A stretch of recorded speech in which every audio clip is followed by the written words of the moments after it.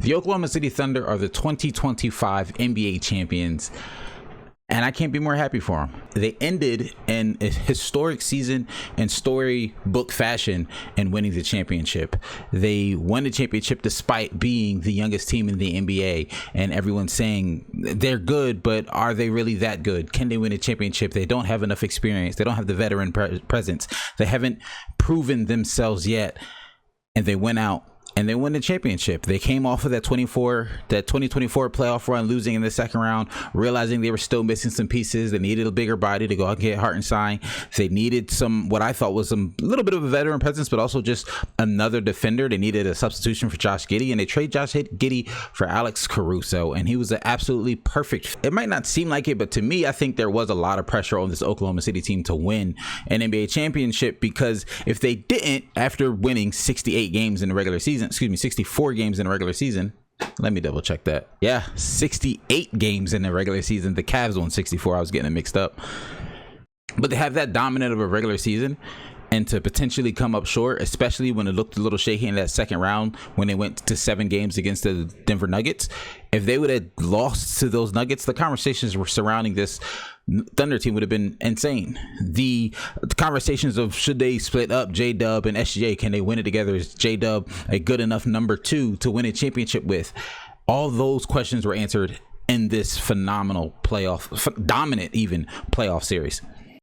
And I think what makes this Thunder team so, I'm going to use the word special, is they're one, super deep. They play a lot of guys. A lot of their guys off their bench get a significant amount of minutes, from Aaron Wiggins to Cason Wallace to Isaiah Joe, Caruso, even Kendrick Williams and the other Jalen Williams. Not even just in the NBA Finals, but I can think back to at least a moment or a game where one of their guys had a significant impact outside of obviously SGA, Dort, Jalen Williams, Chet Holmgren, outside of like their main guys. Like I'm talking about their bench guys. Aaron Wiggins had a significant game in this final series. Kendrick Williams had a good moment in the series before. Isaiah Joe was fantastic. Didn't play much in the finals, but was fantastic for them throughout the playoffs. This Thunder team is just a really good team. And I think what to me is the most impressive is the fact that they are so young, and they did this and pulled this off with being the youngest team in the NBA. And I didn't look it up, but I feel like it's safe to say they're the youngest team to ever win an NBA championship. And while I didn't make videos throughout the playoffs or even just in this final series before, it was fascinating to watch game after game the differences that honestly both of these teams were making in terms of adjusting to each other and doing things differently based on how they were guarded in previous games.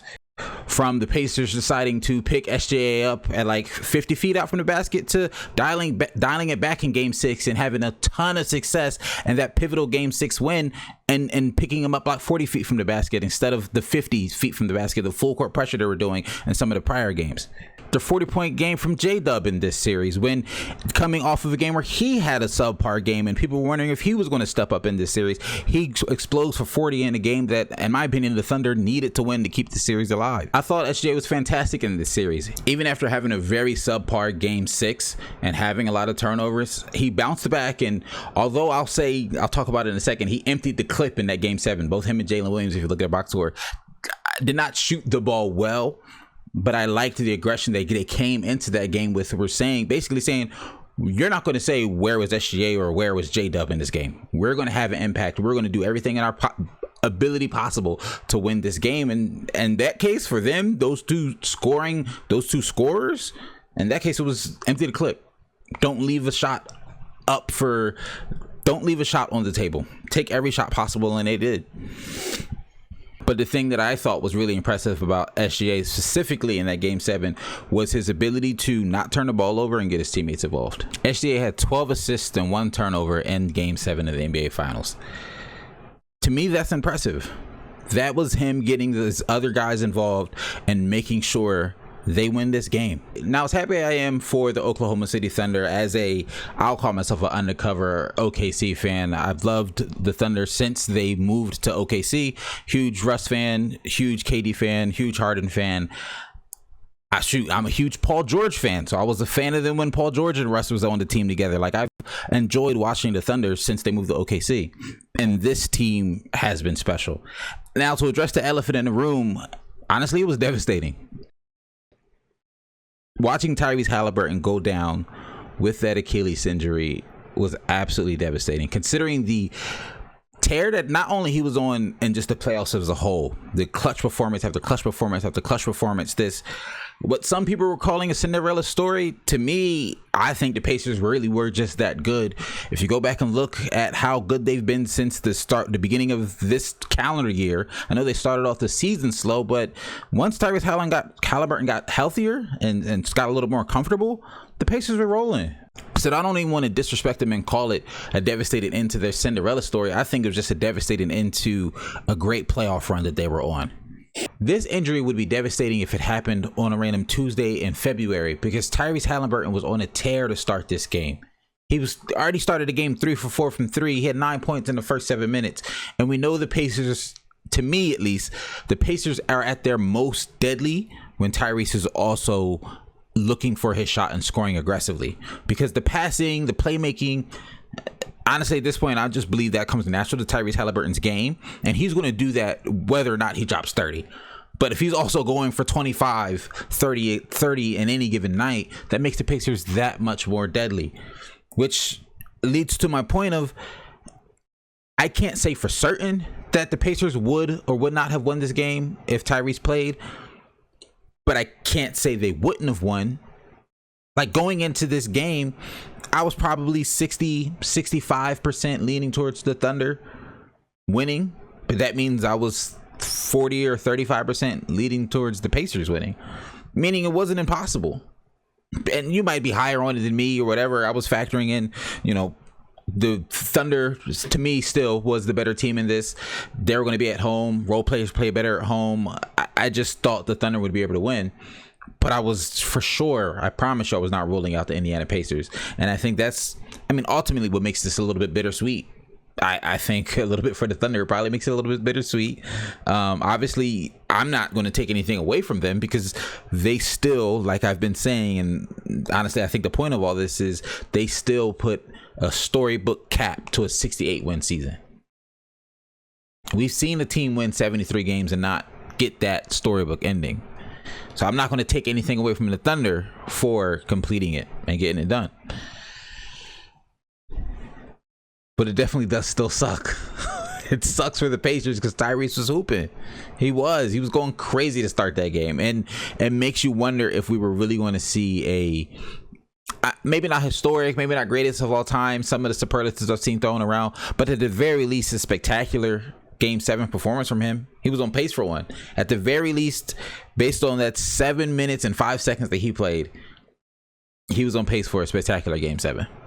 I honestly, I feel like it was a lose-lose situation for him and the Indiana Pacers. If he doesn't play, it's like, oh, well, you played in Game 6. How dare you not play in Game 7? And the fact that he even played in Game 6, honestly, shocked me. Because going into Game 6, when they announced it as a calf strain, if I'm not mistaken, in his media day right before Game 6, the day before Game 6, he said if this was the regular season, I'd probably be out for a couple weeks. But it's not the regular season. It's the NBA Finals, so we played through it anyway. And I was telling my wife this when we were watching the game right after the injury happened. I feel like in Game 6, he still played well in Game 6, don't get me wrong. But I feel like in Game 6, when they were at home and that blowout, and I'm saying he played well, but I don't think he was, to me, wasn't like a runaway Tyrese game. That was just a very good all-around game from their team. There were times where he felt, or at least to me, he felt like he was a little more reserved. And I'm not saying reserved in a sense of he was a non-factor on offense or he wasn't effective on offense. He was, but he didn't seem as explosive throughout most of Game 6. And I think he still felt confident coming out of Game 6. They've had a decent, good Game 6 coming off of that big win. And I can't say for certain, but to me, it just felt like he was feeling so good at the start of that game. He went to make a move that he always makes. But that is the move that people tear their Achilles on when they have calf strains. That like push launch to start your drive. That's happened to so many players in that same scenario. That was Tatum's, if I'm not mistaken. That was KD's. Like, you just have the ball and nothing seems to happen to you, and you just go to lunge forward and it pops. It sucks. It really does suck, because now it's like, what do the Pacers look like next season? I mean, yes, they still have Neesmith, TJ McConnell, Nembhard. They got a solid guard core, but their offense is Tyrese Halliburton. The engine to their offense is Tyrese Halliburton, which makes their offense special, which makes their offense click. The guy who gets, honestly, those other guys have mentioned involved is Tyrese Halliburton. Siakam is so, I'm not saying trying to take anything away from Siakam. He's still a fantastic player, but part of, honestly, to me, what made him so effective on this Pacers team and what made him play so well, what helped him play so well, is the pace that Tyrese Halliburton plays with. Pascal was perfect for that. And now they have to go a whole year without him. It really does suck. And in the Eastern Conference that, I mean, before the injury, you were already in the back of your head, at least, maybe not the organization and players were, but I think at least Indiana fans in the back of their head, it was like, well, even if we don't win this year, Boston probably won't be the same because Tatum's also out with an Achilles injury. So maybe we have an opportunity next year. And now, I mean, obviously, I don't want to rule anything out. Anything is possible in the NBA, but I'm not betting on the Pacers to be back here without Tyrese Halliburton. I'm just not. So who knows what this team's going to look like? I don't even know what this team's going to look like when Tyrese Halliburton does return in the 26-27 season, because I don't expect him to play at all next year for the 25-26 season. I don't expect him to play at all. So people are saying, oh, he can come back maybe by playoffs. Don't play all season and just get thrown into the playoffs where games are every other day coming off an Achilles tear. I mean, maybe, but I don't think it's the greatest idea.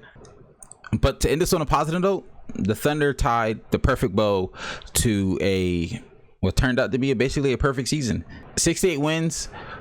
Honestly, what I'm going to say is proving the doubters wrong. The biggest detractor from this team, that when everyone was saying, could the Thunder or are the Thunder real championship contenders? All the discourse I've seen online, the conversations I had with people in real life, your coworkers and my friends, was, oh, they're just too young. They're just too young.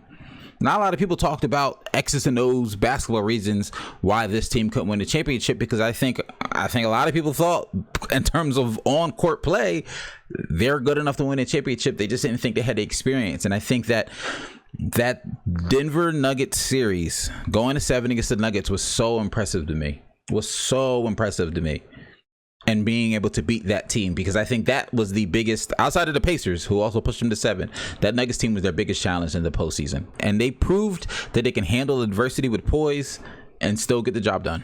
I find it interesting that everyone's already like, well, this team is the best team, best poised to repeat. They could repeat. All the guys are still going to be there. They're still young. They can figure it out. A dynasty can be built from this. Yes, on paper and 2K, I 100% agree. But I'm not going to jump to say this team will be or won't be a dynasty. I'm just going to enjoy it. I'm going to enjoy it to the best of my capacity while they're playing the best basketball they can play. Because this, if anything, this past NBA season has shown, or just the history of the past recent champions, we haven't had a back-to-back in a long time, because this is just a league that has a lot of parity in it. And I don't mean that in a bad thing. I mean that as an amazing thing. Knock on wood, I don't wish this on any Oklahoma City Thunder player, but the Celtics also probably thought they were poised to go back to back and didn't, unfortunately dealt with a catastrophic injury. Like I said, don't wish that on the Thunder. I guess I'm saying I'm aware that that's a possibility and anything can happen in this league. And shoot, they could be completely healthy, then another team just surprise us and just be better. Let's see what KD looks like on the Rockets next season. We'll talk about that later. Overall, I think this was a fantastic series of two teams that had very unique play styles. The Thunder with their suffocating defense and the Indiana Pacers with their beautiful, free-flowing offense. And I think it was very poetic that in Game 7 for Oklahoma City to close it out and win this game, it wasn't their offense. Yes, SGA had 29 and J-Dub had 20 and Chet had 18 and two guys had 10 off the bench each. But it was their defense. It was their suffocating defense. And that third quarter, after, shout out to TJ McConnell for going absolutely ballistic in that third quarter and getting the game within 4. The game was within 4 at one point. And it got to that 4-point game, and then OKC just flipped that switch and they decided you're not going to score anymore. And the Indiana Pacers had the most turnovers they had in that game. in Game 7 in that third quarter. They had 7 or 8 turnovers in that third quarter because the Thunder, like I said, it was poetic that to me they won the NBA championship in Game 7 off their defense.